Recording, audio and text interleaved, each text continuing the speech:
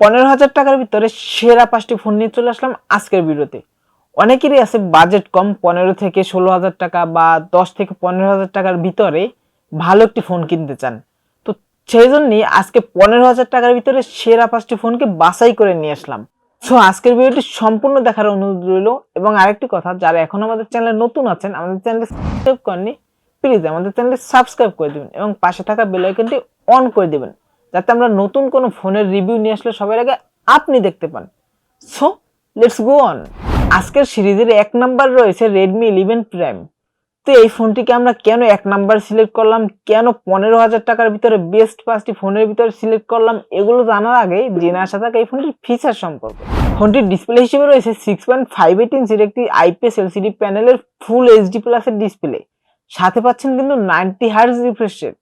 এবং প্রসেসর হিসেবে রয়েছে MediaTek Helio G99 প্রসেসর, যেটি খুবই ফাস্ট একটি প্রসেসর এবং এই প্রসেসরটি দিয়ে যে কোনো গেম স্মুথলি প্লে করতে পারবেন। রিয়ার প্যানেলে থাকছে 50 মেগাপিক্সেলের ট্রিপল ক্যামেরা সেটআপ, যার মেইন শুটারটি থাকবে 50 মেগাপিক্সেল একটি শুটার, সাথে আরো 2 মেগাপিক্সেলের করে দুটি সেন্সর রয়েছে। এবং ফ্রন্টে রয়েছে 8 মেগাপিক্সেলের একটি সেলফি শুটার। এবং এই ফোনটির র্যাম হিসেবে রয়েছে 6GB র্যাম, যার র্যাম টাইপ হলো LPDDR4X। এবং রম হিসেবে রয়েছে মানে স্টোরেজ হিসেবে রয়েছে কিন্তু 128GB স্টোরেজ, যার স্টোরেজ টাইপ হলো UFS 2.2। ফোনটিতে ব্যাটারি হিসেবে রয়েছে 5000 mAh একটি বড় ব্যাটারি এবং এই ব্যাটারিটিকে চার্জ করার জন্য থাকছে 18 ওয়াটের একটি ফাস্ট চার্জার। এবং এই ফাস্ট চার্জারটি দিয়ে এই ফোনটিকে ফুল চার্জ করে আপনারা যদি নর্মাল ইউজ করেন, সেক্ষেত্রে 1.5 দিনের মতো ব্যাকআপ অনায়াসে পেয়ে যাবেন।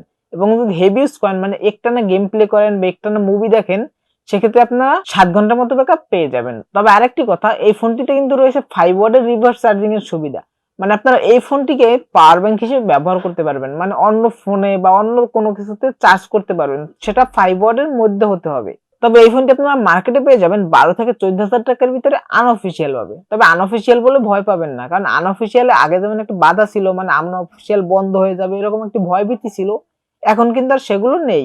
তো অনায়াসে আনঅফিসিয়াল ফোন কিনতে পারেন। এবং এই ফোনটি টপ 1 এ সিলেক্ট করার কারণ এই ফোনটি দিয়ে কিন্তু আপনারা যে কোনো গেম একদম স্মুথলি প্লে করতে পারবেন। এবং এই ফোনটির রিয়ার ক্যামেরাটা কিন্তু অনেক সুন্দর, মানে এই ফোনটির ক্যামেরা দিয়ে অনেক সুন্দর ছবি তুলতে পারবেন। এবং ডিসপ্লেটাও কিন্তু অনেক সুন্দর, মানে ফুল HD প্লাসের একটি ডিসপ্লে। সো যারা মুভি দেখেন বা গেম প্লে করেন তাদের কাছে অনেক ভালো লাগবে। এবং আজকের সিরিজের 2 নাম্বার রয়েছে Redmi 13C। সো এই ফোনটা আমরা কেন 2 নাম্বার সিলেক্ট করলাম, কেন টপ 5 এর ভিতরে সিলেক্ট করলাম, এগুলো জানার আগে চলুন জেনে আসা যাক এই ফোনটির বিস্তারিত। ফোনটিতে ডিসপ্লে হিসেবে থাকছে 6.74 ইঞ্চির একটি IPS LCD প্যানেলের ডিসপ্লে, যেটা একটি HD প্লাস ডিসপ্লে, সাথে পাচ্ছেন 90 হার্জ রিফ্রেশ রেট। এবং এই ফোনটিতে ব্যাটারি হিসেবে থাকছে 5000 mAh একটি বড় ব্যাটারি, যেটাকে চার্জ করার জন্য থাকছে 18 ওয়াটের একটি ফাস্ট চার্জার। এবং এই ফোনটি মার্কেটে পেয়ে যাবেন 12 থেকে 14,000 টাকার আশেপাশে। যেহেতু এই ফোনটি মার্কেটে নতুন আসছে, তাই দামটা একটু আপ ডাউন করে, তাই নির্দিষ্ট কোনো দাম বলা যাচ্ছে না, তবে কিছুদিন পরে দামটা আরেকটু কমবে। এবং এই ফোনটি টপ 5 এর ভিতরে সিলেক্ট করার কারণ এই ফোনটির ক্যামেরা এবং প্রসেসর এবং ডিসপ্লে, মানে কম বাজেটের ভিতরে ভালো একটি ক্যামেরা এবং ভালো একটি ডিসপ্লে এবং ভালো একটি প্রসেসর থাকছে এই ফোনটিতে। মানে 50 মেগাপিক্সেলের ক্যামেরা থাকার কারণে খুব সুন্দর ছবি তুলতে পারবেন এবং ভিডিওগ্রাফি খুব সুন্দর পাবেন। এবং HD প্লাসের ডিসপ্লে, 90 হার্জ রিফ্রেশ রেট, তাই ডিসপ্লেটাও সুন্দর পাবেন। এবং এই প্রসেসরটি দিয়ে মোটামুটি ভালোই গেম প্লে করতে পারবেন। 3 নাম্বার রয়েছে Vivo Y17s। তো এই ফোনটি আমরা টপ 5 এর ভিতরে কেন সিলেক্ট করলাম, কি কারণে সিলেক্ট করলাম, কেমন পারফরমেন্স পাবো, এগুলো জানার আগে চলুন জেনে আসা যাক এই ফোনটির ফিচার সম্পর্কে। ফোনটির ডিসপ্লে সেকশনে রয়েছে 6.56 ইঞ্চের একটি IPS LCD প্যানেল ডিসপ্লে, সাথে পাচ্ছেন কিন্তু 90 হার্জ রিফ্রেশ রেট এবং এই ডিসপ্লেটি কিন্তু HD প্লাস ডিসপ্লে। এবং প্রসেসর হিসেবে থাকছে MediaTek Helio G85 প্রসেসরটি। এবং রিয়ার প্যানেলে থাকছে 50 মেগাপিক্সেলের ডুয়েল ক্যামেরা সেটআপ। এবং এই ফোনটির ফ্রন্টে পাচ্ছেন কিন্তু 8 মেগাপিক্সেলের একটি সেলফি শুটার। এবং র্যাম হিসেবে থাকছে 6GB র্যাম এবং স্টোরেজ হিসেবে থাকছে 128GB স্টোরেজ। এবং এই ফোনটির ব্যাটারি হিসেবে থাকছে 5000 mAh একটি বড় ব্যাটারি, যেটাকে চার্জ করার জন্য থাকছে 15 ওয়াটের একটি ফাস্ট চার্জার। এবং এই ফোনটি মার্কেটে 15,999 টাকায় পেয়ে যাবেন। মানে এই ফোনটি কিন্তু দুটি ভেরিয়েন্টে মার্কেটে অফিসিয়াল ভাবে পেয়ে যাবেন। একটি ভেরিয়েন্ট হলো 6GB র্যামের সাথে 128GB রম এবং আরেকটি ভেরিয়েন্ট হলো 4GB র্যামের সাথে 128GB রম। তবে 6GB র্যামের সাথে 128GB রম ভেরিয়েন্টটির দাম রাখা হয়েছে কিন্তু 15,999 টাকা।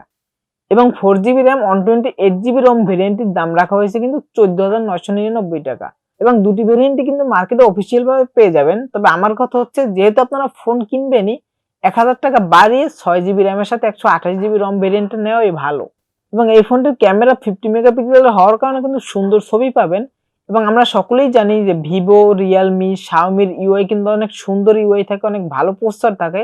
সেক্ষেত্রে গেমিং পারফরমেন্সও ভালো পাবেন। মানে যদি 15,000 টাকার ভিতরে আমরা চিন্তা করি, সেক্ষেত্রে গেমিং পারফরমেন্স খুবই দুর্দান্ত পাবেন। 4 নম্বর রয়েছে টেকনো স্পার্ক গো 2024। এই ফোনটা আমরা কেন 4 নাম্বার সিলেক্ট করলাম, টপ 5 এর ভিতরে কেন সিলেক্ট করলাম, এগুলো জানার আগে চলুন জেনে আসা যাক এই ফোনটির স্পেসিফিকেশন সম্পর্কে। ফোনটির ডিসপ্লে সেকশনে রয়েছে 6.6 ইঞ্চির একটি আইপিএস এলসিডি প্যানেলের ডিসপ্লে, যেটা একটি এইচডি প্লাস ডিসপ্লে, এবং সাথে পাচ্ছেন কিন্তু 90 হার্জ রিফ্রেশ রেট।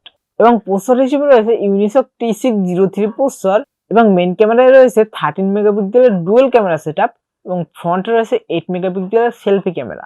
এবং এই ফোনটির র্যাম হিসেবে রয়েছে 4GB র্যাম, এবং স্টোরেজ হিসেবে রয়েছে 64GB স্টোরেজ। এবং ব্যাটারি সেকশনে রয়েছে 5000 mAh একটি বড় ব্যাটারি, যেটাকে চার্জ করার জন্য থাকছে 10 ওয়াটের একটি ফাস্ট চার্জার। এবং এই ফোনটি মার্কেটে অফিসিয়াল ভাবে পেয়ে যাবেন 10,690 টাকায়। তো এই ফোনটি টপ 5 এর ভিতরে সিলেক্ট করার কারণ, যেহেতু 10,000 টাকা বাজেট, মানে 10,000 থেকে 15,000 টাকা বাজেট, মানে আমরা যেহেতু 10,000 টাকা একটি ফোন কিনতে যাব, সেক্ষেত্রে ভালো ওইভাবে গেম প্লে করবো না, এটাই স্বাভাবিক। আর যারা গেম প্লে তেমন একটু করবেন না, গেমিংটা একটু সাইডে রাখতে চান, মানে মোটামুটি টুকটাক ব্যবহার করতে চান, যেমন লং টাইম ফোনে কথা বলা, ভিডিও দেখা, ইউটিউবিং করা, এগুলো করা, তাদের জন্য এই ফোনটি বেস্ট হবে। এবং 5 নাম্বার রয়েছে আইটেল A70।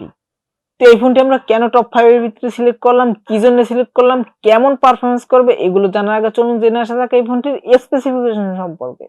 ফোনটির ডিসপ্লে সেকশনে রয়েছে 6.6 ইঞ্চির একটি আইপিএস এলসিডি প্যানেলের ডিসপ্লে, যেটি একটি এইচডি প্লাস ডিসপ্লে, সাথে পাচ্ছেন 90 হার্জ রিফ্রেশ রেট। এবং প্রসেসর হিসেবে থাকছে ইউনিসক T606 প্রসেসর, এবং এই ফোনটির রিয়ার প্যানেলে পেয়ে যাবেন 13 মেগাপিক্সেল ডুয়াল ক্যামেরা সেটআপ, এবং ফ্রন্টে পেয়ে যাবেন 8 মেগাপিক্সেলের সেলফি ক্যামেরা। এবং এই ফোনটির র্যাম হিসেবে থাকছে কিন্তু 4GB র্যাম, এবং স্টোরেজ হিসেবে থাকছে 128GB স্টোরেজ। এবং এই ফোনটির ব্যাটারি সেকশনে থাকছে 5000 mAh একটি বড় ব্যাটারি, যেটাকে চার্জ করার জন্য থাকছে 10 ওয়াটের একটি ফাস্ট চার্জার। এবং এই ফোনটি মার্কেটে পেয়ে যাবেন 9,990 টাকায় অফিসিয়াল ভাবে। তো আজকের ভিডিওতে এই ফোনটি সিলেক্ট করার কারণ এই ফোনটির পারফরমেন্স। মানে যারা গেমিং পারফরমেন্সটা সাইডে রাখতে চান, মানে যেহেতু আমাদের বাজেটটা কম, তার মানে আমরা গেমিংটা অত ভালো গুরুত্ব দিব না, এটাই স্বাভাবিক। সো যারা লং টাইম ফোনে কথা বলবেন, মুভি দেখবেন বা সিনেমা দেখবেন, মানে টুকটাক নর্মাল ভাবে ইউজ করবেন, হালকা পাতলা গেমিং করবেন, তাদের জন্য এই ফোনটি বেস্ট হতে পারে। সো বন্ধুরা, আজকের ভিডিও ছিল এই পর্যন্তই। দেখাবেন নেক্সট কোনো ভিডিওতে।